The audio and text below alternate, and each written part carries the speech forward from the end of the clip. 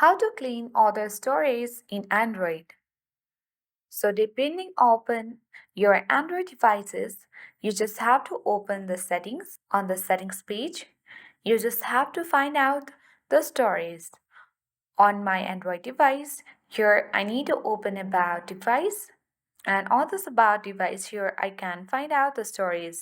We can see that out of 128 GB, the 121 storage GB has been filled. So let's open the storage. So as you can see on this list of storages on different applications, you can see order. When you tap on order, the order won't open. So that's because those orders are some of the system apps and system stories and they can be removed.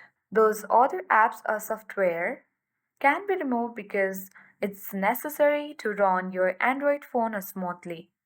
So that's the reason you won't be able to clean all the storage in Android. So that's it for today. I hope this video was helpful. Thanks for watching and see you in the next video.